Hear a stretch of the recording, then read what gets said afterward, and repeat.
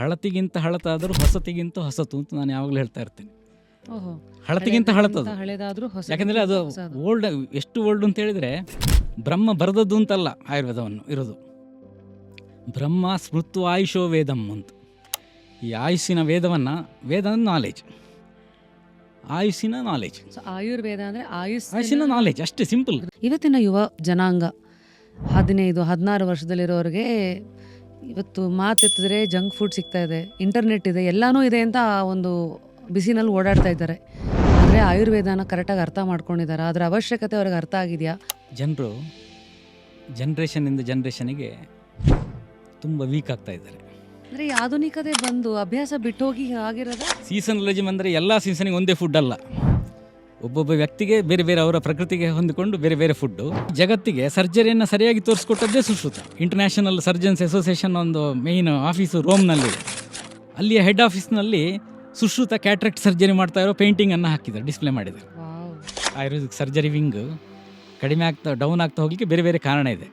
ಒಂದು ಬುದ್ಧನ ಟೈಮ್ನಲ್ಲಿ ಅದೊಂದು ಈ ಶಸ್ತ್ರಚಿಕಿತ್ಸೆ ಅಂದರೆ ಒಂದು ಹಿಂಸೆಯ ಭಾಗ ಅಂತ ಪಾರ್ಟ್ ಅಂತ ಕನ್ಸಿಡರ್ ಮಾಡಿ ಅದಕ್ಕೆ ರಾಜನ ಪರ್ಮಿಷನ್ ತಗೊಳ್ಬೇಕು ಅಂತ ಮಾಡಿದ್ರು. ಹಾಗಾಗಿ ಏನಾಯಿತು ಅಂತ ಹೇಳಿದರೆ ಪ್ರತಿಯೊಂದು ಇದಕ್ಕೂ ಚೀಫ್ ಮಿನಿಸ್ಟರ್ ಹತ್ರ ನೀವು ಹೋಗಿ ಸರ್ಜರಿಗೆ ಪರ್ಮಿಷನ್ ತಗೊಳ್ಳಿಕ್ಕೆ ಆಗೋದಿಲ್ಲ, ಕಷ್ಟ ಆಗ್ತದೆ. ಹಾಗೆ ಸರ್ಜರಿ ತುಂಬ ಅದನ್ನೇ ಕಡಿಮೆ ಆಗಲಿ ಅಂತ, ಅದಕ್ಕೆ ಹೆಚ್ಚು ತುಂಬ ಸಪೋರ್ಟ್ ಬೇಡ ಅಂತ ಹೇಳೋ ದೃಷ್ಟಿಯಲ್ಲಿ ಆ ಟೈಮ್ನಲ್ಲಿ ತುಂಬ ಡಿಕ್ಲೈನ್ ಆಯಿತು ಆಯುರ್ವೇದ ಸರ್ಜರಿ. ದಿನಚರ್ಯೆಯಲ್ಲಿ ಆಯುರ್ವೇದದ ಪ್ರಕಾರ ನಾನು ಬೆಳಗ್ಗೆಯಿಂದ ರಾತ್ರಿವರೆಗೂ ಏನು ಮಾಡಬೇಕು ಸರ್? ಜೀವನ ಅಂತ ಹೇಳಿದ್ರೆ ಬದುಕಲಿಕ್ಕಿರೋದು, ಚೆನ್ನಾಗಿ ಬದುಕಬೇಕು. ಜೀವೇಮ ಶರದ ಶತಂ ಅಂತ ಹೇಳಿದ್ದು ಅಂದರೆ 100 ಕಾಲ ಚೆನ್ನಾಗಿ ಬದುಕಿ ಅಂತ ಹೇಳಿದ್ದು. ಕೇವಲ ನೀವು 100 ವರ್ಷ ಜೀವಂತ ಆಗಿರಿ ಅಂತ ಹೇಳಿದ್ದಲ್ಲ. ಹಾಗೆ ಕಾಲ್ ಸೆಂಟ್ರಲ್ಲಿ ಕೆಲಸ ಮಾಡಿದರೆ ಅನೇಕ ಯೂತ್ಗಳಲ್ಲಿ PCOD ಆರಂಭ ಆಗೋದು ನೋಡ್ತಾ ಇದೆ ಸ್ತ್ರೀಯರಲ್ಲಿ. ಒಂದು ಅಲ್ಲಿ ಕೆಲಸ ಸ್ಟಾರ್ಟ್ ಮಾಡಿ 3-4 ತಿಂಗಳಾಗೂ PCOD, ಹಾರ್ಮೋನ್ ಇಂಬ್ಯಾಲೆನ್ಸ್, ಮಾಸಿಕ ಋತುಸ್ರಾವ ಸರಿಯಾಗಿ ಆಗೋದಿಲ್ಲ, ಪೀರಿಯಡ್ಸ್ ಪೋಸ್ಟ್ಪೋನ್ ಆಗಲಿ ಸ್ಟಾರ್ಟ್ ಆಗ್ತದೆ, ವೆಯ್ಟ್ ಗೇನ್ ಆರಂಭ ಆಗ್ತದೆ, ಎಲ್ಲ ಪ್ರಾರಂಭ ಆಗಿರ್ತದೆ. ಮತ್ತು ಇನ್ಫರ್ಟಿಲಿಟಿ ಅದರಿಂದಾಗಿ ಎಲ್ಲ ನೋಡ್ತಾ ಇದ್ದೇವೆ. ಎಷ್ಟೋ ಜನರಿಗೆ ಇವತ್ತು ಆಸ್ಟಿಯೋಆರ್ಥರೈಟಿಸು ತುಂಬ ಜಾಸ್ತಿ ಆಗ್ತಾಯಿದೆ. ಸಂಧಿವಾತ ಅಂತ ಹೇಳ್ತೇವಲ್ಲ, ಮೂಳೆ ಸಂಧಿ ನೋವು, ಕೀಲು ನೋವು ಜಾಸ್ತಿ ಆಗ್ತಾಯಿದೆ. ಅದಕ್ಕೊಂದು ಕಾರಣ ನಾವು ತುಪ್ಪ ತಿನ್ನದೇ ಇರುವಂಥದ್ದು. ಹನಿ ಮತ್ತು ಬಿಸಿ ನೀರನ್ನು ಮಿಕ್ಸ್ ಮಾಡೋ ಸಿಸ್ಟಮೇ ಇಲ್ಲ ಆಯುರ್ವೇದದಲ್ಲಿ. ಅಂದರೆ ಅದು ಕೂಡ ಅಪೋಸಿಟ್ ಫುಡ್, ವಿರುದ್ಧಾಹಾರಗಳಲ್ಲಿ ಒಂದದು. ಮತ್ತು ಹನಿಯನ್ನು ಯಾವತ್ತೂ ಕೂಡ ಬಿಸಿ ಮಾಡಬಾರ್ದು ಅಂತ ಇದೆ.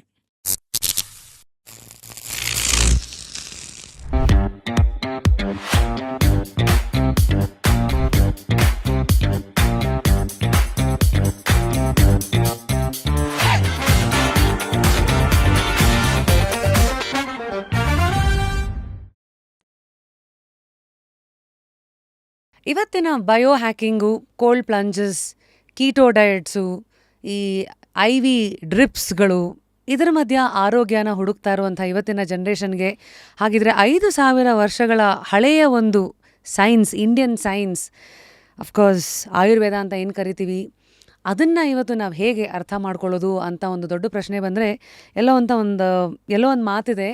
ಹಿಪೋಕ್ರೆಟಸ್ ಅವರು ಒಂದು ಕಡೆ ಹೇಳ್ತಾರೆ, nature it self is the best physician ಅಂತ. ಹಾಗಿದ್ರೆ ಈ ನೇಚರನ್ನೇ ಬೆಸ್ಟ್ ಫಿಸಿಷಿಯನ್ ಅಂತ ಕರೆದ್ಮೇಲೆ ಈ ನೇಚರನ್ನು ನಾವು ಕರೆಕ್ಟಾಗಿ ಅರ್ಥ ಮಾಡ್ಕೊಂಡಿದ್ದೀವ, ಹ್ಯೂಮನ್ ನೇಚರ್ ಇಟ್ಕೊಂಡು, ಆ ಕುತೂಹಲನ ಇಟ್ಕೊಂಡು ಅಂತ ಒಂದು ಪ್ರಶ್ನೆ ಬರುತ್ತೆ. ಈ ತರಹದ ಒಂದು ಪ್ರಶ್ನೆಗೆ ಕರೆಕ್ಟಾಗಿರೋ ಉತ್ತರ ಕೊಡೋಕ್ಕೆ ಯಾರಿಗೆ ಸಾಧ್ಯ ಅಂದರೆ, ಯಾರು ಮೆಡಿಸಿನನ್ನು ಮಿಷನ್ ಅಂತ ಮಾಡಿಕೊಂಡ್ರೋ, ಎಲ್ಲ ಒಂದು ಪ್ರತಿಯೊಬ್ಬ ಪೇಷಂಟನ್ನು ಒಂದು ಪರ್ಪಸ್ ಅಂತ ನೋಡಿದ್ರು, ಅದು 1 ವರ್ಷ ಅಲ್ಲ, 2 ವರ್ಷ ಅಲ್ಲ, ಆಲ್ಮೋಸ್ಟ್ 27 ವರ್ಷಗಳ ಕಾಲ ನೋಡ್ಕೊಂಡು ಬಂದಿರುವಂಥ ಒಂದು ಜೀವನ ಎಂಥದ್ದಿರಬೇಡ. ಈ ಥರದ ಒಂದು ಇಂಟ್ರಡಕ್ಷನ್ ಅಂತ ಬಂದರೆ ಮತ್ತೆ ಬರುವಂಥ ಹೆಸರು, it definitely has to be one and only doctor Giridhar Kaje sir, MD and chief Ayurveda physician, Prashanti Ayurveda centre. 21 branches ಇದೆ ಬೆಂಗಳೂರಿನಲ್ಲಿ, ಒಂದು state of the art speciality hospital ಇದೆ. ದಿನಕ್ಕೆ 150ರಿಂದ 200 ಪೇಷಂಟ್ಸ್ಗಳನ್ನು ನೋಡ್ತಾರೆ. ಇಷ್ಟು ವರ್ಷಗಳ ಕಾಲ ಇಷ್ಟೊಂದೆಲ್ಲ ಜರ್ನಿ ಮೂಲಕ ಇನ್ನೆಂತೆಂಥ ಕೇಸ್ ಸ್ಟಡೀಸನ್ನು ನೋಡಿರಬೇಡ, ನೋಡ್ತಾ ಅವರೇ ಒಂದು ಒಂಥರ ಯೂನಿವರ್ಸಿಟಿ ಆಗಿಬಿಟ್ಟಿದ್ದಾರೆ. ಅಷ್ಟೊಂದು ಅನುಭವ, ಅಷ್ಟೊಂದು ಕುತೂಹಲ ಮತ್ತು ಪ್ರಶ್ನೆ ಮಾಡುವಂಥ ಮನೋಭಾವ. ಈ ಥರದ ಒಂದು ವ್ಯಕ್ತಿತ್ವನ ಡೆಫಿನೆಟ್ಲಿ ಜಸ್ಟ್ ಕ್ಯೂರಿಯಸ್ಗೆ ಸ್ವಾಗತಿಸೋದು ನನ್ನ ಸೌಭಾಗ್ಯ ಆ್ಯಂಡ್ ಅಫ್ಕೋರ್ಸ್ ನಮ್ಮ ಜಸ್ಟ್ ಕ್ಯೂರಿಯಸ್ ವೇದಿಕೆಯ ಒಂದು ಆನರ್. ಸರ್, ನಿಮ್ಮ ಅಪಾಯಿಂಟ್ಮೆಂಟಿಗೆ ಜನ 15-20 ದಿನ ಕಾಯ್ತಾರೆ. ನಮಗೆ ತಾವು ಕೊಟ್ಟಂಥ ಸಮಯಕ್ಕೆ ನಾವು ಯಾವಾಗಲೂ ಕೃತಜ್ಞರು. ಮೊದಲನೇದಾಗಿ ಹೇಗಿದ್ದೀರಿ ಸರ್? Very fine. ನಾವು ಮಾತು ಶುರು ಮಾಡಿದಾಗ ಈ ಚರಕ ಸಂಹಿತ ಅಂತ ಬಂದೇ ಬರುತ್ತೆ. ಅಂದರೆ ಇದು ನೀವೇ ಹೇಳ್ದಂಗೆ ಇದು ಬ್ರಹ್ಮನ ಕಾಲದಿಂದ ಶುರುವಾದಂಥ ವಿದ್ಯೆ, ಬ್ರಹ್ಮನೇ ಮತ್ತೆ ಮೆಲುಕು ಹಾಕಿದಂಥ ವಿದ್ಯೆ, ಅಂದರೆ ಅವನಿಗಿಂತನೂ ಹಿಂದೆ ಇದ್ದಂಥ ಇದು ಅಂತ. ಸೊ ಮೊದಲನೇದಾಗಿ ಇವತ್ತಿನ ಯುವ ಪೀಳಿಗೆ ಏನಾಗ್ಬಿಟ್ಟಿದೆ, ಆ ಕಡೆ ಈಸ್ಟರ್ನು ಈ ಕಡೆ ವೆಸ್ಟರ್ನು, ಮಧ್ಯದಲ್ಲಿ ನಮ್ಮದೇ ಕೆಲವು ಸತಿ ಹಿತ್ತಲ ಗಿಡ ಮದ್ದಲ್ಲ.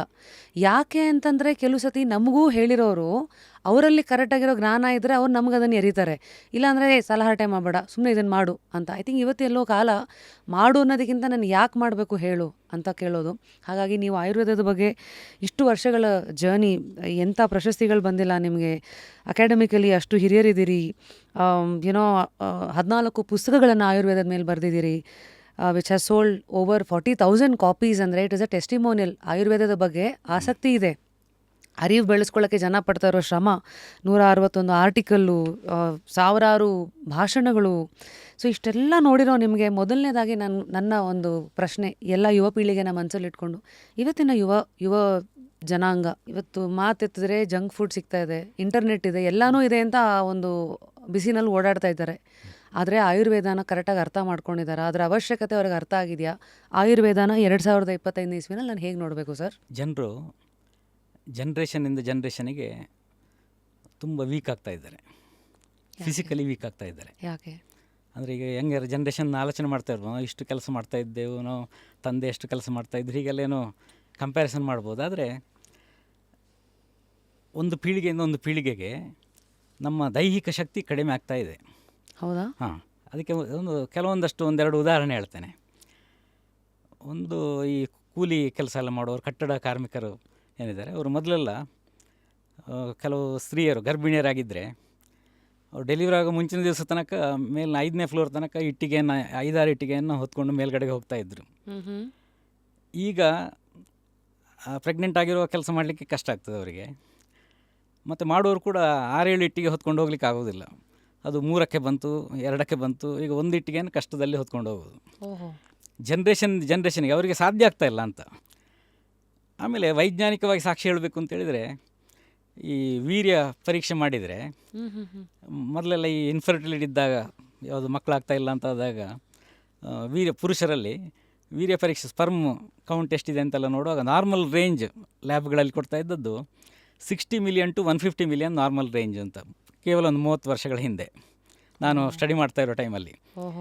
ಆಮೇಲೆ ಇಡೀ ಜಗತ್ತಿನಾದ್ಯಂತ ಅದು ಕಡಿಮೆ ಆಯಿತು. ಕಡಿಮೆ ಆಗಿ ಅದನ್ನು 40 ಮಿಲಿಯನ್ಗೆ ಜಾಸ್ತಿ ಇದ್ದರೆ ನಾರ್ಮಲ್ ಅಂತ ಮಾಡಿದರು. ಆಮೇಲೆ ಅದ್ರ ಇನ್ನೀಗ ಒಂದು 15 ವರ್ಷಗಳಿಂದ ಮತ್ತು ಕಡಿಮೆ ಮಾಡಿ 20 ಮಿಲಿಯನ್ಗೆ ತಂದರು ಅದನ್ನು. ಆಮೇಲೆ 15 ಮಿಲಿಯನ್ಗೆ ಬಂತು. ಈಗ ವಿಶ್ವ ಆರೋಗ್ಯ ಸಂಸ್ಥೆ ಹೇಳ್ತಾ ಇದೆ 12 ಮಿಲಿಯನ್ಗಿಂತ ಜಾಸ್ತಿ ಇದ್ದರೆ ನಾರ್ಮಲ್ ಅಂತ. ಎಲ್ಲ ಲ್ಯಾಬ್ ರಿಪೋರ್ಟ್ಗಳಲ್ಲಿ ನೀವು ನೋಡ್ತೀರಿ. ಅಂದರೆ ವೀರ್ಯದ ಪ್ರಮಾಣವೇ ಪುರುಷರಲ್ಲಿ ಜಗತ್ತಿನಾದ್ಯಂತ ಕಡಿಮೆ ಆಗಿದೆ ಅಂತ. ಆದ್ದರಿಂದ ಆ ನಾರ್ಮಲ್ ರೇಂಜನ್ನೇ ಕಡಿಮೆ ಮಾಡಿಬಿಟ್ರು. ಪುರುಷತ್ವ ಕಡಿಮೆ ಆಗಿದೆ ಅಂತ, ಪುರುಷರಲ್ಲಿ ಮಾತ್ರ ಅಲ್ಲ, ಸ್ತ್ರೀಯರಲ್ಲಿ ಕೂಡ. ಹಿಂದಿನ ಅಷ್ಟೆಲ್ಲ ಕೆಲಸ ಮಾಡ್ತಾಯಿದ್ರು. ಈಗಿನವರು ನಮಗೆ ಅವರಷ್ಟಲ್ಲ. ಈಗ ನಮ್ಮ ಅಜ್ಜಂದ್ರು ಏನು ಕೆಲಸ ಮಾಡ್ತಾಯಿದ್ರು ಅದು ನಮ್ಮ ತಂದೆ ತಾಯಿಗೆ ಮಾಡಲಿಕ್ಕೆ ಆಗ್ತಾಯಿಲ್ಲ. ನಾವು ಆಯುರ್ವೇದದಲ್ಲಿ ಏನೆಲ್ಲ ಈ ಡೈಲಿ ರೆಜಿಮೆನ್ ಅಂತ ಹೇಳೋ ಒಂದು ದಿನಚರ್ಯೆ ಅಂತ ಹೇಳುವ ಒಂದು ಹೆಡ್ಡಿಂಗ್ನಲ್ಲಿ ಅನೇಕ ವಿಚಾರಗಳಿದೆ. ವ್ಯಕ್ತಿಗೆ ಚೆನ್ನಾಗಿರಬೇಕು ಅಂತಾದರೆ ಹೆಲ್ದಿ ರೆಜಿಮೆನ್ ಅಂತ ಹೇಳೋದು. ಸ್ವಸ್ಥ ಅಂದರೆ ಹೆಲ್ದಿ ಅಂತ ಅರ್ಥ, ಆರೋಗ್ಯವಂತರಾಗಿರೋದಲ್ಲ. ಈ ಆರೋಗ್ಯಕ್ಕೂ ಸ್ವಾಸ್ಥ್ಯಕ್ಕೂ ತುಂಬ ವ್ಯತ್ಯಾಸ ಇದೆ. ಆರೋಗ್ಯ ಅಂದರೆ ಆ ರೋಗ, ಅಂದರೆ ರೋಗ ಇಲ್ಲದಿದ್ದರೆ ಆರೋಗ್ಯ, ಡಿಸೀಸ್ ಫ್ರೀ ಆದರೆ ಆಯಿತು. ಸ್ವಾಸ್ಥ್ಯ ಅಂತೇಳಿದರೆ ಬರೀ ಕಾಯಿಲೆ ಇಲ್ಲದಿರೋದಲ್ಲ, ಮನಸ್ಸು ಶಾಂತ ಆಗಿರಬೇಕು. ಅದರ ಆಯುರ್ವೇದದಲ್ಲಿ ಹೇಳುವಾಗಲೇ ಹೇಳ್ತಾರೆ, ನಮ್ಮ ಡೈಜೆಷನ್ ಪವರ್ ತುಂಬ ಸ್ಟ್ರಾಂಗ್ ಇರಬೇಕು. ಆಮೇಲೆ ನಮ್ಮ ದೈಹಿಕ ಕ್ರಿಯೆಗಳೆಲ್ಲ ಏನೆಲ್ಲ ದೇಹದಲ್ಲಿ ಒಳಗಡೆ ಆಗ್ತಾ ಇರ್ತದೆ ಅದೆಲ್ಲ ಚಟುವಟಿಕೆ ಚೆನ್ನಾಗಿ ನಡೀತಾ ಇರಬೇಕು. ನಮ್ಮ ಶರೀರ ರಚನೆ ಸರಿ ಇರಬೇಕು. ಅದರ ಜೊತೆಯಲ್ಲಿ ಜೀರ್ಣಶಕ್ತಿ ಬಹಳ ಪ್ರಬಲವಾಗಿರಬೇಕು. ಸರ್ವೇ ರೋಗಾಪಿ ಮಂದಾಗ್ನವು ಅಂತ ಒಂದು ಕೇಳಿರ್ತೀರಿ. ಅಂದರೆ ಎಲ್ಲ ರೋಗಗಳಿಗೆ ಮೂಲ ಕಾರಣ ಡೈಜೆಷನ್ ಪವರ್ ತುಂಬ ವೀಕ್ ಆಗಿರೋದು ಅಂತ. ಅದು ಚೆನ್ನಾಗಿರಬೇಕು. ಇದರ ಜೊತೆಗೆ ಮನಸ್ಸು ತುಂಬ ಶಾಂತ ಆಗಿರಬೇಕು, ಆತ್ಮ ಶಾಂತ ಆಗಿರಬೇಕು. ಪ್ರಸನ್ನ ಆತ್ಮ ಇಂದ್ರಿಯ ಮನಃ, ಎಲ್ಲ ನಮ್ಮ ಇಂದ್ರಿಯಗಳು ಯಾವುದು ಕರ್ಮೇಂದ್ರಿಯ, ಜ್ಞಾನೇಂದ್ರಿಯ, ಉಭಯಾತ್ಮಕ ಇಂದ್ರಿಯ ಆಗಿರುವಂಥ ಮನಸ್ಸು, ಇದೆಲ್ಲವೂ ಕೂಡ ಶಾಂತ ಆಗಿದ್ದರೆ ಮಾತ್ರ ಆ ವ್ಯಕ್ತಿ ಸ್ವಸ್ಥ ಅಂತ ಡೆಫಿನೇಷನ್ ಇದೆ. ನಾವು ತುಂಬ ಹೆಲ್ದಿಯಾಗಿದ್ದರೆ, ಅಂದರೆ ಸ್ವಾಸ್ಥ್ಯ ಇದೆ ಅಂತಾದರೆ, ವೆಲ್ನೆಸ್ಸು ತುಂಬ ಚೆನ್ನಾಗಿದೆ ಅಂತಾದರೆ, ಡಿಸೀಸು ಹತ್ತಿರದಿಂದ ಬಂದರೂ ಕೂಡ ನಮಗೆ ಟಚ್ ಆದರೂ ಕೂಡ ನಮಗೆ ಬರೋದಿಲ್ಲ. ಆಗ ಆ ರೀತಿ ದೇಹವನ್ನು ಮೇಂಟೈನ್ ಮಾಡುವಂಥದ್ದು. ಹಾಗಾಗಿ ಈ ದೈಹಿಕ ಶಕ್ತಿ ನಮ್ಮಿಂದ ಕಡಿಮೆ ಆಗ್ತಾ ಬರಲಿಕ್ಕೆ ಈ ಸ್ವಾಸ್ಥ್ಯ ಚೆನ್ನಾಗಿರಬೇಕು ಅಂತಾರೆ ಸ್ವಸ್ಥ ವೃತ್ತ ಅಂತ ಹೇಳಿದರು. ಬೇರೆ ಬೇರೆ ರೆಜಿಮೆನ್ಗಳು ಹೇಳಿದ್ದಾರೆ, ಏನೆಲ್ಲ ಮಾಡಬೇಕು, ಜೀವನದಲ್ಲಿ ಏನು ಮಾಡಬಾರ್ದು, ಅದೆಲ್ಲ ಇದೆ. ಆಮೇಲೆ ಸದ್ವೃತ್ತ ಅಂತ, ಅಂದರೆ ಒಳ್ಳೆಯ ಆಚಾರ ವಿಚಾರಗಳು. ಸದ್ ಅಂದರೆ ಒಳ್ಳೆಯದು, ಸತ್ ಒಳ್ಳೆಯ ವೃತ್ತ, ಆಚಾರ ವಿಚಾರಗಳು, ಸದ್ವೃತ್ತ. ಹಾಗಾಗಿ ದಿನಚರ್ಯೆ ರಾತ್ರಿಚರ್ಯೆ. ಇನ್ನು ರಾತ್ರಿ ಕಾಲದಲ್ಲಿ ಬರೀ ನಿದ್ರೆ ಮಾತ್ರ ಅಲ್ಲ, ಬೇರೆ ಅನೇಕ ಕ್ರಿಯೆಗಳಿದೆ. ಮಲಗು ಮೊದಲು ಏನು ಮಾಡಬೇಕು, ನಂತರ ಏನು ಮಾಡಬೇಕು, ಏಳೋದು ಎಷ್ಟು ಗಂಟೆಗೆ, ಹೇಗೆ, ಇದೆಲ್ಲದರ ವಿಚಾರ ಸೇರಿಕೊಂಡು ರಾತ್ರಿಚರ್ಯೆ.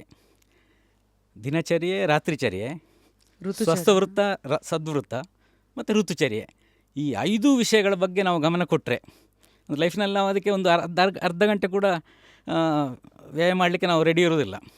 ನಾವು ಬ್ಯುಸಿ ಇದ್ದೇನೆ, ಆಫೀಸಿನ ವಿಷಯದಲ್ಲಿ ಕೆಲಸ ಮಾಡ್ತಾ ಇದ್ದೇವೆ, ಹೀಗೆ ಹೇಳ್ತಾ ಇರ್ತೇವೆ. ಅದರಿಂದ ಏನಾಯಿತು, ಈಗ ನೀವು ಒಂದು ಸಾಫ್ಟ್ವೇರ್ ಕಂಪನಿ ಇದೆ ಅಂತ ಇಟ್ಕೊಳ್ಳಿ. ಅಲ್ಲಿಂದ ಎಲ್ಲ ಸಾಫ್ಟ್ವೇರ್ ಇಂಜಿನಿಯರ್ಸ್ ಹೊರಗಡೆ ಬರೋ ಟೈಮಲ್ಲಿ ನೀವು ಅಲ್ಲಿ ಗೇಟ್ನಲ್ಲಿ ನಿಂತ್ಕೊಂಡ್ರೆ ಎಲ್ಲ ಕೂದಲು ಹೋಗಿರ್ತದೆ, ಕೂದಲು ಭಾಳ ಕಡಿಮೆ ಆಗಿರ್ತದೆ, ಇದ್ದವರಿಗೂ ಬೆಳ್ಳಗೆ ಕೂದಲು ಇರ್ತದೆ, ಬಾಳ್ನೆಸ್ಸು ಜಾಸ್ತಿ ಜನರಿಗೆ ಇರ್ತದೆ, ಸ್ಪೆಕ್ಸು ತುಂಬ ಜನ ಹಾಕ್ಕೊಂಡಿರ್ತಾರೆ. ಇದೆಲ್ಲ ಯಾವುದು ಅದು ಅವರನ್ನು ಮೀಟ್ ಮಾಡಲಿಕ್ಕೆ ಬಂದ ಅವ್ರ ತಂದೆ ತಾಯಿ ಚೆನ್ನಾಗಿ ಕೂದಲಿರ್ತದೆ ಅಥವಾ ಫಿಸಿಕಲಿ ಸ್ಟ್ರಾಂಗ್ ಇರ್ತಾರೆ. ಇವರು ತುಂಬ ಏಜ್ ಆದಾಗ ಕಾಣ್ತಾರೆ. ಯಾಕೆ ಅಂತೇಳಿದರೆ ದೈಹಿಕವಾಗಿ ನಾವು ವೀಕ್ ಆಗ್ತಾ ಇದ್ದೇವೆ, ಆದರೆ ಮೆಂಟಲಿ ಜನ್ರೇಷನ್ಗೆ ಸ್ಟ್ರಾಂಗ್ ಆಗ್ತಾ ಇದ್ದೇವೆ. ಈಗ ಚಿಕ್ಕ ಮಕ್ಕಳಿಗೆ, ಈಗಿನ ಮಕ್ಕಳು 5ನೇ ಕ್ಲಾಸ್ನಲ್ಲಿ ಏನು ಓದ್ತೀರಿ ಅದನ್ನು ನಾವು 10ನೇ ಕ್ಲಾಸ್ನಲ್ಲಿರುವಾಗ ಓದಿದ್ದು. ಒಂದು 5-6 ವರ್ಷ ಮೊದಲೇ ಅವರು ಓದ್ಬಿಟ್ಟಿರ್ತಾರೆ. ಅಥವಾ ನೀವೊಂದು ಮೊಬೈಲ್ ತಗೊಂಡ್ರಿ ಅಂತ ಇಟ್ಕೊಳ್ಳಿ. ನೀವು ಮೊಬೈಲ್ ತಗೊಂಡು ಅದನ್ನೊಂದು 4 ವರ್ಷ 2 ವರ್ಷ ಯೂಸ್ ಮಾಡಿ ಅದಿನ್ನೇನು ಬಿಸಾಡಬೇಕು ಅಂತ ಹೇಳೋ ಸ್ಥಿತಿಯಲ್ಲಿರುವಾಗ ನಿಮಗೆ ಅದ್ರ ಫೀಚರ್ಗಳು ಸುಮಾರಷ್ಟು ಗೊತ್ತಾಗಿರ್ತದೆ.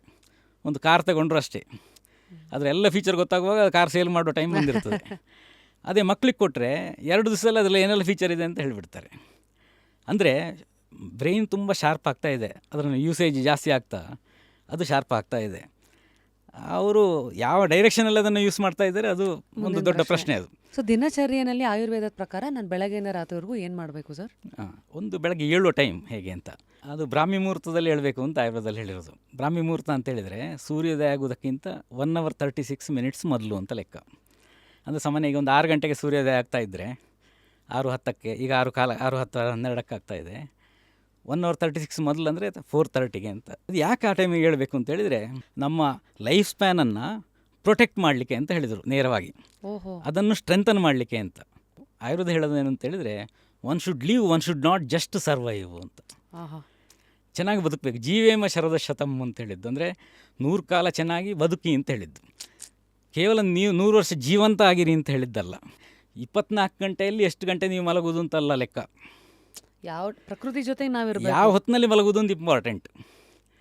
ಈಗ ತಮಸ್ಸು ಜಾಸ್ತಿ ಆದಾಗ ಅಂದರೆ ರಾತ್ರಿ ಹೊತ್ತಿನಲ್ಲಿ ತಮ ಪ್ರಭಾವಜನ್ಯ ನಿದ್ರಾ ಅಂತ ಇದೆ. ಆಯುರ್ವೇದದಲ್ಲಿ 7 ವಿಧಗಳನ್ನು ಹೇಳಿದ್ದಾರೆ ನಿದ್ರೆ ಹೇಗೆ ಅಂತ ಹೇಳುವಾಗ ಒಂದು ಮುಖ್ಯವಾಗಿ ಬರುವಂಥದ್ದು ಈ ರಾತ್ರಿ ಹೊತ್ತಿನಲ್ಲೇ ಮಲಗಬೇಕು ಅಂತ. ಯಾವಾಗಲೂ ಬೆಳಗಿನ ಹೊತ್ತಲ್ಲೆಲ್ಲ. ನೀವು ಸುಮಾರು ಒಂದು 10-11 ಗಂಟೆ ಒಳಗೆ ಮಲಗಿಲ್ಲ ಅಂತ ಆದರೆ ಪಿಟ್ಯೂಟರಿ ಗ್ಲ್ಯಾಂಡ್ ಏನಿದೆ ಅದಕ್ಕೆ ತುಂಬ ನೆಗೆಟಿವ್ ಇಂಪ್ಯಾಕ್ಟ್ ಸ್ಟಾರ್ಟ್ ಆಗ್ತದೆ. ಅದರಲ್ಲೇ ನಮ್ಮ ಗ್ರೋತ್ ಹಾರ್ಮೋನು ಮತ್ತು ಫಾಲಿಕಲ್ ಸ್ಟಿಮ್ಯುಲೇಟಿಂಗ್ ಹಾರ್ಮೋನು, ಆಮೇಲೆ ಲುಟ್ನೇಸಿಂಗ್ ಹಾರ್ಮೋನು, ಇದೆಲ್ಲ ಸೆಕ್ರೆಷನ್ ಆಗೋದಲ್ಲಿ. ಹಾಗೆ ಈ ಕಾಲ್ ಸೆಂಟ್ರಲ್ಲಿ ಕೆಲಸ ಮಾಡಿದರೆ ಅನೇಕ ಯೂತ್ಗಳಲ್ಲಿ PCOD ಆರಂಭ ಆಗೋದು ನೋಡ್ತೇವೆ ಸ್ತ್ರೀಯರಲ್ಲಿ. ಮಾಸಿಕ ಋತುಸ್ರಾವ ಸರಿಯಾಗಿ ಆಗೋದಿಲ್ಲ, ಪೀರಿಯಡ್ಸ್ ಪೋಸ್ಟ್ಪೋನ್ ಆಗಲಿ ಸ್ಟಾರ್ಟ್ ಆಗ್ತದೆ, ವೆಯ್ಟ್ ಗೇನ್ ಆರಂಭ ಆಗ್ತದೆ, ಎಲ್ಲ ಪ್ರಾರಂಭ ಆಗಿರ್ತದೆ. ಮತ್ತು ಇನ್ಫರ್ಟಿಲಿಟಿ ಅದರಿಂದಾಗಿ. ಇದರಿಂದೆಲ್ಲ ದೂರ ಬರಬೇಕು ಅಂತ ಆದರೆ ರಾತ್ರಿ ಎಷ್ಟೊತ್ತಿಗೆ ಮಲಗಬೇಕು ಅಷ್ಟೇ ಹೊತ್ತಿಗೆ ಮಲಗಬೇಕು. 10:30 11 ಗಂಟೆ ಒಳಗೆ ಮಲಗಬೇಕು. ಬೆಳಗ್ಗೆ ಬೇಗ ಹೇಳಬೇಕಾದ್ದು. ವಾಕಿಂಗ್ ಕೂಡ ಬೆಳಗಿನ ಹೊತ್ತಲ್ಲಿ ವಾಕಿಂಗ್ ಮಾಡಿದರೆ ತುಂಬ ಹೆಲ್ಪ್ಫುಲ್ ಅದು. ಈ ವಾಕಿಂಗ್ ಮಾಡುವಾಗ ಸಾಮಾನ್ಯವಾಗಿ ಕೆಲವರು ಬೆಳಗ್ಗೆ ಟೈಮ್ ಇಲ್ಲ ಅಂತ ಸಂಜೆ ಹೊತ್ತಲ್ಲಿ ಮಾಡ್ತಾರೆ. ಬೆಳಗ್ಗೆ ಮಾಡೋ ವಾಕಿಂಗು ಸಂಜೆ ಮಾಡೋ ವಾಕಿಂಗು ವ್ಯತ್ಯಾಸ ಇದೆ. ಬೆಳಗ್ಗೆ ವಾಕಿಂಗ್ ಮಾಡಿದರೆ ಬರ್ನ್ ಮಾಡಲಿಕ್ಕೆ ದೇಹದಲ್ಲಿ ಕ್ಯಾಲರಿ ಇರೋದಿಲ್ಲ ಅಲ್ಲಿ ಹೆಚ್ಚು. ಹಾಗಾಗಿ directly it will benefit the organs. Walking ಮಾಡಬೇಕಾದ್ದು ಲೆವೆಲ್ಡ್ ಸರ್ಫೇಸಲ್ಲಿ, ಅದು ಒಂದು. ಎರಡನೇದು ಖಾಲಿ ಹೊಟ್ಟೆಯಲ್ಲಿ. ಅಷ್ಟು ಬೇಕಾದರೆ ನೀರು ಕುಡ್ಕೊಳ್ಬೋದು. ಬೇರೇನು ಕಾಫಿ ಟೀ ಬೆಳಗ್ಗೆ ಎದ್ದ ತಕ್ಷಣ ಅದನ್ನು ಕುಡಿಲಿಕ್ಕೆ ಆಯುರ್ವೇದ ಹೇಳಲಿಲ್ಲ. ಜಗತ್ತಿನ ಮುಂದುವರೆದ ರಾಷ್ಟ್ರಗಳಲ್ಲಿರುವ ಈ ಬೆಳಗ್ಗೆ ಎದ್ದ ತಕ್ಷಣ ಬೆಡ್ ಟೀ, ಬೆಡ್ ಕಾಫಿ ಅದು ಕುಡಿಯೋ ಹ್ಯಾಬಿಟ್, ಅದು ಬ್ರಷಿಂಗ್ ಮಾಡೋ ಮೊದಲೇ ಮಾಡುವಂಥ ಒಂದು ಹ್ಯಾಬಿಟ್ ಇದೆ ಅಲ್ವಾ, ಅತ್ಯಂತ ಅನ್ಸೈಂಟಿಫಿಕ್ ಒಂದು ಹ್ಯಾಬಿಟ್ ಅದು. ಇನ್ನು ಆ ಶೌಚ ಇದಾಯಿತು, ದಂತಧಾವನ ಆಯಿತು. ಇದಾದಮೇಲೆ ಹೇಳ್ತೇನೆ, ಅದು ನೆಕ್ಸ್ಟ್ ಬರೋದು ದರ್ಪಣ ಧಾವನಂ ಅಂತ ಇದೆ. ಇದು ದರ್ಪಣ ದರ್ಶನಂ ಅಂತ ಅಂದರೆ ಬೆಳಗ್ಗೆ ತಕ್ಷಣ ಮುಖ ನೋಡಬೇಕು ಅಂತ ಕನ್ನಡಿಯಲ್ಲಿ. ಏನೋ ಇದು ಏನಪ್ಪ ಇಷ್ಟು ಹಳೆ ಕಾಲದಲ್ಲಿ ಹೀಗೆ ಈ ರೀತಿಯಲ್ಲಿ ಹೇಳಿದರು ಅಂತ ಆಶ್ಚರ್ಯ ಆಗ್ಬೋದು. ಯಾಕೆ ಅಂತ ಹೇಳಿದರೆ, ಈಗ ನೀವು ಒಂದು ಆಫೀಸ್ನಲ್ಲಿ ಕೆಲಸ ಮಾಡ್ತಾ ಇದ್ದೀರಿ ಅಂತ ಇಟ್ಕೊಳ್ಳಿ. ಕೆಲಸ ಮಾಡ್ತಾ ಇರುವಾಗ ಯಾರೋ ಒಬ್ಬರು ಕಸ ಗುಡಿಸುವ ಒಬ್ಬರು ಕೆಲಸದವಳು, ಸ್ವಾಮಿಯವರೇ ನಿಮಗೆ ಹುಷಾರಿಲ್ವಾ ಅಂತ ಕೇಳ್ತಾರೆ. ಇಲ್ಲ ನಾನು ಚೆನ್ನಾಗಿದ್ದೇನೆ ಅಂತ ಹೇಳ್ತೀರಿ ನೀವು. ಮರುದಿವಸ ನೀವು ರಜೆ ಹಾಕ್ತೀರಿ. ಯಾಕೆ ಮರುದಿವಸ ಜ್ವರ ಅಂತ ರಜೆ ಹಾಕ್ತೀರಿ ನೀವು. ನಿಮಗೇನು ಫೀಲ್ ಆಗಿರೋದಿಲ್ಲ ಪ್ರೀವಿಯಸ್ ಡೇ. ಆದರೆ ಕೆಲಸದ ಕಸ ಗುಡಿಸುವವಳು ಅವಳು ನಿಮ್ಮನ್ನು ಬಾಡಿ ಟೆಸ್ಟ್ ಮಾಡಿ ಎಲ್ಲ ನೋಡಿ, ಎಲ್ಲ ಡಾಕ್ಟರ್ ಅಲ್ಲ ಅವಳು, ಟೆಸ್ಟ್ ಮಾಡಿ ನೋಡಿ ಹೇಳಿದ್ದಲ್ಲ, ಬರೀ ಮುಖ ನೋಡಿ ಅವಳು ಹೇಳೋದು ಏನಂತೇಳಿ ನಿಮಗೆ ಸ್ವಲ್ಪ ಹುಷಾರಿಲ್ಲ ಅಂತ. ಯಾಕೋ ಡಲ್ಲ, ಫೇಸ್ ಸ್ವಲ್ಪ ನೋಡುವಾಗ ಏನೋ ಹುಷಾರಿಲ್ಲ ಅಂತ ಅನ್ನಿಸ್ತಾ ಇದೆ ಅಂತ. ಹಾಗಿದ್ದರೆ ಒಬ್ಬಳು ಅನ್ಎಜುಕೇಟೆಡ್ ಅಂದರೆ ಅವಿದ್ಯಾವಂತ ಒಬ್ಬಳು ಕೆಲಸದವಳಿಗೆ ನಿಮಗೆ ನಾಳೆ ಕಾಯಿಲೆ ಬರ್ತದೆ ಅಂತ ಹೇಳಲಿಕ್ಕೆ ಆಗ್ತದೆ ಅಂತ ಆದರೆ, ನೀವು ಪ್ರತಿನಿತ್ಯ ಮುಖ ಕನ್ನಡಿಯಲ್ಲಿ ನೋಡಿಕೊಂಡ್ರೆ, ನೀವು ನಿಮ್ಮ ಮುಖವನ್ನೇ ನೋಡಿಕೊಂಡ್ರೆ ನಿಮಗೆ ಅದನ್ನು 2 ದಿವಸ ಮೊದಲೇ ಹೇಳಲಿಕ್ಕೆ ಆಗ್ತದೆ.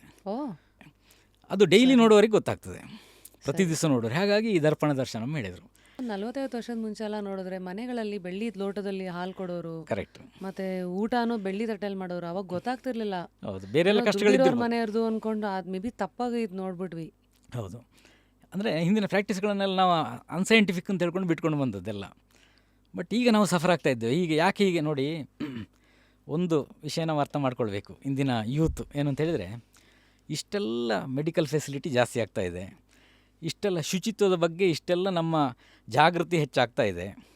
ಆಮೇಲೆ ನೀರು ಹೆಚ್ಚು ಶುದ್ಧ ಆಗಿರೋದು ಕುಡಿತೇವೆ. ಆಮೇಲೆ ನಾವು ಟಾಯ್ಲೆಟ್ಗಳನ್ನು ಯೂಸ್ ಮಾಡೋದು, ಇಲ್ಲೆಲ್ಲ ಕಡೆ ಹೆಚ್ಚು ಶುಚಿತ್ವಕ್ಕೆ ನಾವು ಆದ್ಯತೆ ಕೊಡ್ತೇವೆ. ನಮ್ಮ ಡ್ರೆಸ್ಸುಗಳೆಲ್ಲ ಕ್ಲೀನ್ ಇರೋದು, ಫ್ರೆಶ್ ಇರೋದು ಹಾಕ್ಕೊಳ್ತೇವೆ. ಹೆಚ್ಚು ಸಮಯ ಅದನ್ನೇ ಉಪಯೋಗ ಮಾಡೋದು ಇಲ್ಲ. ಇನ್ನು ಶೂ ಎಲ್ಲ ಮೊದಲು ಪರ್ಚೇಸ್ ಮಾಡಿದರೆ, ಒಮ್ಮೆ ಒಂದು ಶೂ ತಗೊಂಡ್ರೆ ಅದನ್ನು ಲೈಫ್ ಅಂದರೆ ಒಂದು 10-15 ವರ್ಷ ಒಂದೇ ಶೂವನ್ನು ಹಾಕ್ತಾಯಿದ್ರು ಹಿಂದಿನವರು, ಜನ್ರೇಷನ್ನವರು. ಹರಿಬೇಕದು. ಈಗ ಹೌದು, ಹರಿಯೋ ತನಕ ಒಂದು ಪೆನ್ ಆದರೂ ಕೂಡ ಅದು ಯೂಸ್ ಆ್ಯಂಡ್ ಥ್ರೋ ಇರಲಿಲ್ಲ ಆಗ. ಅದಕ್ಕೆ ಬೇರೆ ಬೇರೆ ರಿಫಿಲ್ ಆಗ್ತಾ ಹೋಗೋದು, ಅದು ಎಲ್ಲಿ ತನಕ, ಅದು ಕೆಲವು ವರ್ಷ ಅದೇ ಬರಬೇಕು. ಈಗೆಲ್ಲ ಚೇಂಜ್ ಆಗಿದೆ ಅದೆಲ್ಲ. ಅದರಲ್ಲಿ ಶುಚಿತ್ವ ಇದೆಲ್ಲ ತುಂಬ ಚೆನ್ನಾಗಿದೆ, ಫ್ರೆಶ್ನೆಸ್ಸು, ಇದಕ್ಕೆಲ್ಲ ತುಂಬ ಆದ್ಯತೆ ಕೊಡ್ತೇವೆ. ಹಾಗಿದ್ದರೂ ಕೂಡ ಕಾಯಿಲೆ ಈ ಮನುಷ್ಯರಿಗೆ ಯಾಕೆ ಜಾಸ್ತಿ ಆಗ್ತಾ ಇದೆ?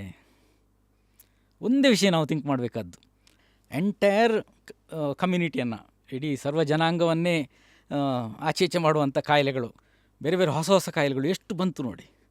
ಈ ಕಳೆದ ಕೆಲವು ದಶಕಗಳಲ್ಲಿ ಎಷ್ಟೊಂದು ಹೊಸ ಕಾಯಿಲೆಗಳು. ಹೆಪಟೈಟಿಸ್ ಬಿ ಬಂತು, ಮೊದಲೆಲ್ಲ ಜಾಂಡೀಸ್ ಬಂದರೆ, ಹೆಪಟೈಟಿಸ್ ಬಂದರೆ ಹೆಪಟೈಟಿಸ್ ಎ, ಸಿ ಅದೆಲ್ಲ ಇತ್ತು, ಹಾಗೆ ಕ್ಯೂರ್ ಆಗ್ತಾಯಿತ್ತು, ಅದಕ್ಕೆ ಮೆಡಿಸಿನೇ ಬೇಡ ಅಂತೆಲ್ಲ ಆರ್ಗ್ಯೂ ಮಾಡ್ತಾಯಿದ್ರು. ಜಾಂಡೀಸ್ ಬಂದಾಗ, ಕಾಮಾಲೆ ರೋಗ ಬಂದರೆ. ಆಮೇಲೆ ಹೆಪಟೈಟಿಸ್ ಬಿ ಬಂತು ಹೊಸ್ತು, ಅದು ಬಂದಾಗ ಅದು ಡೆಡ್ಲಿ ಅಂತೆಲ್ಲ ಆಯಿತು, ಅದರಿಂದಾಗಿ ಸಾಯ್ತದೆ, ಅದಕ್ಕೆ ವ್ಯಾಕ್ಸಿನ್ ತಗೊಳ್ಬೇಕು, ಇದೆಲ್ಲ ಬಂತು, ವೈರಲ್ ಡಿಸೀಸು. ಆಮೇಲೆ ಚಿಕುನ್ಗುನ್ಯಾ ಬಂತು, ಡೆಂಗ್ಯೂ ಫೀವರ್ ಬಂತು, ಎಷ್ಟು ಜನ ಸತ್ತರು, ಎಷ್ಟು ಸಾವಿರ ಜನ ಸತ್ತರು. ಚಿಕುನ್ಗುನ್ಯಾ ಸಾಯಲಿಲ್ಲ, ಆದರೆ ಎಷ್ಟು ವರ್ಷ ಒದ್ದಾಡ್ತಾ ಇರ್ತಾರೆ. ಆವಾಗಲೇ ಕಡಿಮೆ ಆಗಿಲ್ಲ ಅಂದರೆ ಪ್ರತಿ ವರ್ಷ ಜಾಯಿಂಟ್ ಪೇಯ್ನು ಅದು ಇದು ಆರಂಭದಲ್ಲಿ ಕೂಡ ಎಷ್ಟೋ ಜನ ಅದರಿಂದಾಗಿ ಕಷ್ಟಪಡ್ತಾ ಇರ್ತಾರೆ. H1N1 ಬಂತು, ಎಷ್ಟೋ ಜನ, ಸಾವಿರಾರು ಜನ ಸತ್ತರು, ಲಕ್ಷಾಂತರ ಜನ ಸತ್ತರು ಜಗತ್ತಿನಲ್ಲಿ. ಹೀಗೆ ಹೊಸ ಹೊಸ ಕೋವಿಡ್ ಬಂತು, ಅದರಲ್ಲಿ ಎಷ್ಟು ಜನ ಸತ್ತರು. ಕಾಯಿಲೆಗಳು, ಹೊಸ ಹೊಸ ಕಾಯಿಲೆಗಳು ತುಂಬ ಜಾಸ್ತಿ ಆಗಿದೆ ಮೊದಲಿಗಿಂತ, ಹೊಸ ಕಾಯಿಲೆಗಳು. ಮೂರನೇ ಪ್ರಶ್ನೆ ಏನು ಅಂತ ಹೇಳಿದರೆ, ಔಷಧ ಯಾಕೆ ಜಾಸ್ತಿ ತಿಂತಾ ಇದ್ದೇವೆ ಅಂತ. ಹಿಂದಿನವರಿಗಿಂತ ಔಷಧ ಯಾಕೆ ನಾವು ಜಾಸ್ತಿ ತಗೊಳ್ತಾ ಇದ್ದೇವೆ. ಈಗ ನೋಡಿ, ಹಿಂದಿನವರೆಲ್ಲ ಕಾಯಿಲೆ ಇದ್ದರೆ ಮಾತ್ರ ಅಷ್ಟು ಬೇಕಾದರೆ ಔಷಧ ತಗೊಳ್ತಾ ಇದ್ದರು. ಹೌದು. ಈಗ ಹಾಗಲ್ಲ. ಈಗ ಸ್ನಾನ ಮಾಡಲಿಕ್ಕೆ ಮೂಡು ಬರಬೇಕಾದ್ರೆ ಔಷಧ ತಗೊಳ್ಬೇಕು, ಅಥವಾ ಇನ್ನೊಂದು ಹಸಿವೆ ಆಗಲಿಕ್ಕೆ ಔಷಧ, ತಿಂದದ್ದು ಜೀರ್ಣ ಆಗಲಿಕ್ಕೆ ಇನ್ನೊಂದು ಮೆಡಿಸಿನು, ಕೂತ್ರೆ ನಿಂತರೆ ಸರ್ ಎಲ್ಲದ ಪ್ರತಿಯೊಂದಕ್ಕೂ, ನಿದ್ರೆ ಮಾಡಲಿಕ್ಕೆ ಔಷಧ, ಎಚ್ಚರ ಆಗಲಿಕ್ಕೆ ಇನ್ನೊಂದು ಔಷಧ. ಅಂದರೆ ನಾವು ಸಪ್ಲಿಮೆಂಟ್ಗಳ ಹೆಸರಲ್ಲಿ ಮೆಡಿಸಿನ್ಗಳನ್ನು ಜಾಸ್ತಿ ತಿಂತಾ ಇದ್ದೇವೆ. ಅದು ಮೆಡಿಸಿನ್ ಅಲ್ಲ ಅಂತ ನಮ್ಮ ತಲೆಯಲ್ಲಿದೆ. ಏನು ಫುಡ್ ಸಪ್ಲಿಮೆಂಟ್ ನಾನು ತಗೊಳ್ತಾ ಇದ್ದೇನೆ. ಒಬ್ಬರು ಪೇಷಂಟ್ ತಗೊಳ್ಳೋದಕ್ಕಿಂತ ಜಾಸ್ತಿ ತಿಂತಾ ಇರ್ತಾರೆ. ಆ ಔಷಧವೇ ಅದು, ಅಳಿಯಲ್ಲ ಮಗಳ ಗಂಡ ಅಷ್ಟೇ ಅಲ್ವಾ. ಹೌದು, ನೀವು ಕೆಮಿಕಲನ್ನು ಪ್ರತಿ ದಿವಸ ಬಾಡಿಗೆ ಸಪ್ಲಿಮೆಂಟ್ ಕೊಡ್ತಾ ಇದ್ದೀರಿ ಅಂತ, ಎಕ್ಸ್ಟ್ರಾ ಕೊಡ್ತಾ ಇದ್ದೀರಿ ಅಂತ ಆದರೆ ನಿಮ್ಮ ದೇಹದ, ನಿಮ್ಮ ಫುಡ್ ಏನಾಗಾದರೆ, ಇಷ್ಟೆಲ್ಲ ಮಾಡಿ, ಇಷ್ಟೆಲ್ಲ ಔಷಧ ತಗೊಂಡು, ಇಷ್ಟೆಲ್ಲ ಸಪ್ಲಿಮೆಂಟ್ ತಗೊಂಡು ಯಾಕೆ ನಮ್ಮ ಫಿಸಿಕಲ್ ಎನರ್ಜಿ ಕಡಿಮೆ ಆಗಿದೆ. ಈಗ ಒಂದು ಶುಭ ಸಮಾರಂಭ ಇದೆ ಅಂತ ಇಟ್ಕೊಳ್ಳಿ. ಮನೆಯಲ್ಲಿ ಹಿಂದೆಲ್ಲ ಆ ಮನೆಯ ಬಂಧುಗಳು, ರಿಲೇಟಿವ್ಸ್ ಅವರೆಲ್ಲ ಸೇರಿ ಸರ್ವ್ ಮಾಡ್ತಾಯಿದ್ರು. ಊಟ ಅಡುಗೆ ಬಡಿಸ್ಲಿಕ್ಕೆ ಸಂಬಂಧಿಕರೇ ಇರ್ತಾಯಿದ್ರೆಲ್ಲ. ಈಗ ಅದಕ್ಕೆ ಯಾರೋ ಬೇರೆ ಬರಬೇಕು. ಯಾಕೆ ಸಂಬಂಧಿಕರು ಯಾರಿಗೂ ಶಕ್ತಿ ಇಲ್ಲ. ಒಬ್ಬರಿಗೆ ಕಾಲು ನೋವು, ಮತ್ತೊಬ್ಬರಿಗೆ ಕೈ ನೋವು, ಅವ್ರಿಗೆ ಶಕ್ತಿ ಇಲ್ಲ ಅಷ್ಟು ಕೆಲಸ ಮಾಡಲಿಕ್ಕೆ, ಬೇಕಾಗೂ ಇಲ್ಲ, ಯಾರು ಮಾಡ್ತಾರೆ. ಆ ಸಂಬಂಧಗಳು ಹಳಸಿ ಹೋಗಿದೆಲ್ಲ. ಹಾಗೆ ಯಾರೋ ಬಂದು ಕ್ಯಾಟ್ರಿಂಗಿನವರು ಬಂದು ಮಾಡಬೇಕು. ಹಿಂದಿನವರೆಲ್ಲ ಅದು ಆ ಕೆಲಸ ಮಾಡಿತ್ತು, ಮತ್ತು ಮನೆ ಕ್ಲೀನ್ ಮಾಡಿತ್ತು, ಬೆಳಗ್ಗೆ ಸಿದ್ಧತೆ ಮಾಡಿತ್ತು ಎಲ್ಲ ಕಾರ್ಯಕ್ರಮಕ್ಕೆ, ಇವರೇ ಎಲ್ಲವನ್ನು ಮಾಡ್ತಾಯಿದ್ರು. ಅಂದರೆ ಆ ಎನರ್ಜಿ ಲೆವೆಲ್ ಹೇಗಿತ್ತು ಹಾಗಾದರೆ. ಆ ಎನರ್ಜಿಯನ್ನು ನಾವು ಕಳ್ಕೊಂಡಿದ್ದೇವೆ ಅಂತ. ಎಲ್ಲದಕ್ಕೂ ಸೊಲ್ಯೂಷನ್ ಈಗ ಆಯುರ್ವೇದ ಅಂದ್ರಲ್ಲ. ಖಂಡಿತವಾಗಿ. ಯಾಕೆಂತ ಹೇಳಿದರೆ, ಜಪಾನಲ್ಲಿ ಒಂದು ಸ್ಟಡಿ ಆಯಿತು ಒಂದು 30 ವರ್ಷಗಳ ಹಿಂದೆ. ಸರಿ. ಡಾಕ್ಟರ್ ಬೆನ್ ಹೆತಾಯಿ ಅಂತ ಎಲೋಪತಿಯ ಮಾಡರ್ನ್ ಮೆಡಿಸಿನ್ ಡಾಕ್ಟ್ರು, ಅವರ ನೇತೃತ್ವದಲ್ಲಿ ಡಾಕ್ಟರ್ ಬೆನ್ ಹೆತಾಯಿ ಅಂತ ಹತಾಯಿ ಅವರ ನೇತೃತ್ವದಲ್ಲಿ ಒಂದು ಸ್ಟಡಿ ಆಯಿತು. ಏನಂತೇಳಿದ್ರೆ ಜಗತ್ತಿನಲ್ಲಿ ಬೆಸ್ಟ್ ಆ್ಯಂಟಿ ಆಕ್ಸಿಡೆಂಟ್ ಯಾವುದು ಅಂತ. ಓಕೆ, ಅವ್ರದ್ದು ಸ್ಟಡಿ ಮಾಡಿದರು, ಅದರ ಬಗ್ಗೆ ಬೆಸ್ಟ್ ಆ್ಯಂಟಿ ಆಕ್ಸಿಡೆಂಟ್ ಬಗ್ಗೆ ರಿಸರ್ಚ್ ಮಾಡಿದರು. ಆವಾಗಲೇ 1995 ಟೋಕಿಯೋದಲ್ಲಿ 5 ಪಂಚಕರ್ಮ ಟ್ರೀಟ್ಮೆಂಟ್ ಸೆಂಟರ್ಗಳಿತ್ತು. ಆಯುರ್ವೇದದ ಪಂಚಕರ್ಮ ಟ್ರೀಟ್ಮೆಂಟ್ನ ಒಂದು 5 ಟ್ರೀಟ್ಮೆಂಟ್ ಯೂನಿಟ್ಗಳು ಟೋಕಿಯೋದಲ್ಲಿತ್ತು, ಜಪಾನ್ನ. ಡಾಕ್ಟರ್ UK ಕೃಷ್ಣ ಅಂತ ಉಡುಪಿಯಿಂದ ಅಲ್ಲಿಗೆ ಜಪಾನಿಗೆ ಅಲ್ಲಿಯ ಸರ್ಕಾರ ಕರೆಸ್ಕೊಂಡು ಅಲ್ಲಿ ಅವರಿಗೆ ಸಲಹೆಗಳನ್ನೆಲ್ಲ ತಗೊಂಡಿತ್ತು. ಅಲ್ಲಿ ಅಫಿಷಿಯಲ್ ಆಗಿ ಈಗಲೂ ಅಲ್ಲೇ ಇದ್ದಾರೆ ಅವರು, ಭಾರತಕ್ಕೆ ಬಂದು ಹೋಗ್ತಾ ಇರ್ತಾರೆ. ಆಯುರ್ವೇದ ವೈದ್ಯರು ಅವರು, ಉಡುಪಿ ಆಯುರ್ವೇದ ಕಾಲೇಜಿನಲ್ಲಿ ಲೆಕ್ಚರ್ ಆಗಿದ್ದರು. ಅವರನ್ನು ಜಪಾನ್ ಸರ್ಕಾರ ಕರ್ಕೊಂಡಿತ್ತು ಆವಾಗಲೇ 1990 ಸಮಯದಲ್ಲಿ. ಆ ಸಮಯದಲ್ಲಿ ಈ ಅಭ್ಯಂಗಕ್ಕೂ ಈ ಆಕ್ಸಿಡೇಷನ್ ಪ್ರೊಸೆಸ್ಗೆ ಏನೋ ಸಂಬಂಧ ಇದೆಯಾ ಅಂತ ಅವರಿಗೊಂದು ಕುತೂಹಲ ಬಂತು. ಜಸ್ಟ್ ಕ್ಯೂರಿಯಸ್ ಅವರು, ಏನು ಏನು ಇದು ಯಾಕೆ ಹೀಗಿದೆ ಅಂತ, ಏನೋ ಸಂಬಂಧ ಇದೆಯಾ ಅಂತ. ಯಾಕೆಂತ ಹೇಳಿದರೆ, ನಾವು ಕಬ್ಬಿಣಕ್ಕೆ ರಸ್ಟ್ ಹಿಡಿದ್ರೆ ನಾವು ಆಯಿಲ್ ಅಪ್ಲೈ ಮಾಡ್ತೇವೆ, ರಸ್ಟ್ ಹಿಡಿಯೋದು ಸ್ಟಾಪ್ ಆಗ್ತದೆ.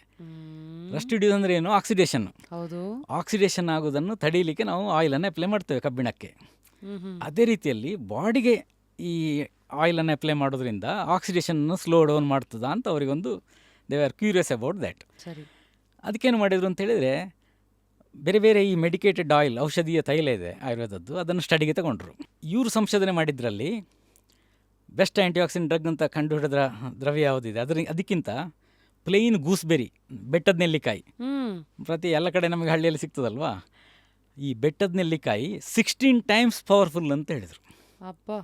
ಜಗತ್ತಿನ ಬೆಸ್ಟ್ ಆ್ಯಂಟಿ ಆಕ್ಸಿಡೆಂಟ್ ಔಷಧಕ್ಕಿಂತ ಪ್ಲೇನ್ ಗೂಸ್ಬೆರಿ, ಬೆಟ್ಟದ ನೆಲ್ಲಿಕಾಯಿ, ಅದನ್ನು ಹಾಗೆ ತಿಂದರೆ ಅದು 16 times powerful antioxidant drug ಅಂತ ಹೇಳಿದರು. ಇನ್ನು ಈ ಆಯಿಲ್ಗಳಿದೆ ಅಲ್ವ, ಮೆಡಿಕೇಟೆಡ್ ಆಯಿಲ್ಗಳು, ಅದು nearly 1000 times stronger than the best antioxidant drug ಅಂತ ಹೇಳಿದರು. 1000 ಟೈಮ್ಸ್ ಅಂದರೆ ಆಕ್ಸಿಡೇಷನನ್ನು ಸ್ಲೋ ಮಾಡಲಿಕ್ಕೆ ಆಯಿಲ್, ಮೆಡಿಕೇಟೆಡ್ ಆಯಿಲ್ ಬೆಸ್ಟ್ ಅಂತ ಹೇಳಿದರು. ಅದನ್ನು ಮಾಡೋದು. ಈಗ ಇನ್ನೊಂದು ಉದಾಹರಣೆ ಹೇಳ್ತೀನಿ, ಆಹಾರಕ್ಕೆ ಸಂಬಂಧಪಟ್ಟಾಗಿ ನೀವು ಇನ್ನೂ ಸ್ಪಷ್ಟ ಆಗಲಿಕ್ಕೆ. ಮನೆಯಲ್ಲಿ ಎಣ್ಣೆ ತಿಂಡಿ ಮಾಡಿ, ಎಣ್ಣೆಯಲ್ಲಿ ಕರೆದ ತಿಂಡಿಯನ್ನು ಮಾಡಿ ತಿಂತೇವೆ. ಒಳ್ಳೆಯದಲ್ಲ ಅಂತ ಎಲ್ಲ ಡಾಕ್ಟರ್ ಹೇಳ್ತಾ ಇರ್ತಾರೆ. ಇಂಥ ಆಯಿಲ್ ಯೂಸ್ ಮಾಡಿದ್ದೇವೆ, ಹಾಗಾಗಿ ಅದು ಹಾರ್ಟಿಗೆ ಒಳ್ಳೆ ಆಯಿಲ್ ಅಂತೆಲ್ಲ ನಾವು ನೋಡ್ತೇವೆ ಎಷ್ಟು ಬಾರಿ ಅಡ್ವರ್ಟೈಸ್ಮೆಂಟು.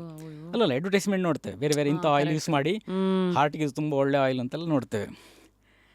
ಯಾವ ಆಯಿಲ್ ಯೂಸ್ ಮಾಡ್ತೇವೆ ಅಂತ ಹೇಳೋದಕ್ಕಿಂತ ಹೆಚ್ಚು ಅದನ್ನು ಯಾವ ಸ್ಥಿತಿಯಲ್ಲಿ ಉಪಯೋಗ ಮಾಡ್ತಾ ಇದ್ದೇವೆ ಅಂತ ಹೇಳೋದು ಮುಖ್ಯ. ಈಗ ಒಂದು ಆಯಿಲನ್ನು ತಗೊಂಡು ಅದನ್ನು ಎಷ್ಟು ಬಾರಿ ನೀವು ಬಿಸಿ ಮಾಡ್ತೀರಿ, ಬಿಸಿ ಮಾಡಿದಷ್ಟು ಆ ಆಯಿಲ್ನಲ್ಲಿ, ಎಣ್ಣೆಯಲ್ಲಿ ಆಕ್ಸಿಡೇಷನ್ ಆಗ್ತಾ ಹೋಗ್ತದೆ, ಜಿಡ್ಡಿನಂಶ ಇನ್ನೂ ಹೆಚ್ಚುತ್ತಾ ಇರುತ್ತಾ.